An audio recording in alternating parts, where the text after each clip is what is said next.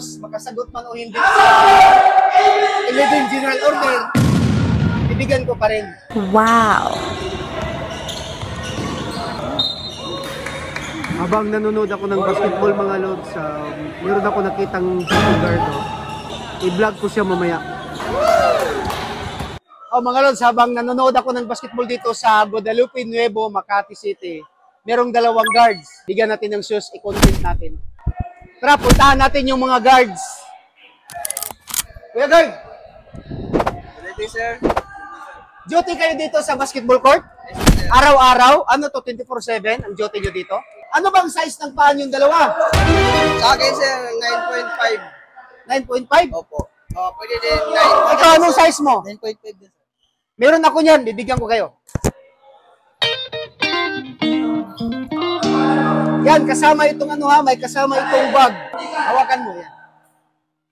Alam niyo naman nag-SOP ko, di ba? Pag magbigay mo ng shoes, makasagot man o hindi sa 11 general order, bibigyan ko pa rin. Nice. Anong memorize mo sa 11 general order? Yung makakaya ko lang, sir, na memorizein. Sige, yun, ano, bigyan mo ko isa. Number 1, sir. Ano yung number 1? To take my post. To take charge. Take charge. To take charge my post and all government properties and views. Number 2. No, kulang. Kulang pa. To take charge of my post and all government property and Properties and views. to protect, preserve, with utmost diligence. And most diligent. Yun, di ba? Number 1 yan. Ano yung number 2? Sige. Number 2. To walk my post in military manners, keeping always on alert, everything that takes place with its sight or hearing. Oh, good. Okay. Ikaw, kuya. Anong memorize mo sa 11 general order? Sige. Kaya ko lang, sir. Kaya mo lang, sige. Salute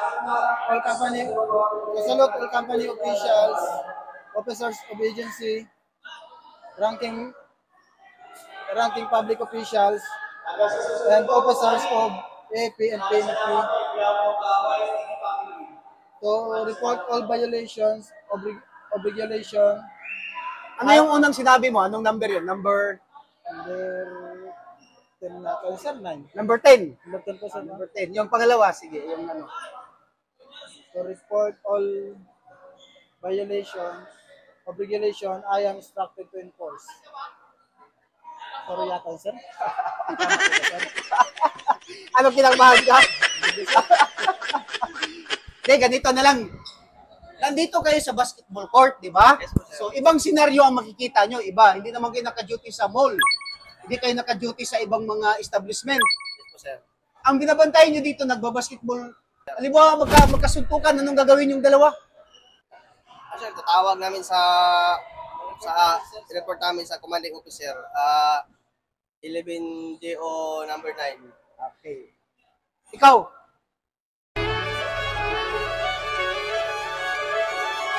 Nasa barangay tayo. Andyan yung barangay hulo. Tumawag ko sa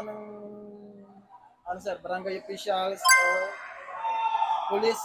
Kasi minsan po, may mga police naman po na naka-duty sa labas para payapa yung kaguluhan. Tama. Pag may mga gulo dito sa mga nagbabasketball, tawag ka agad ng barangay. Lapit ng barangay, oh. Di ba? Saka yung police, malapit na rin sa Malapit din ang police station dito, di ba?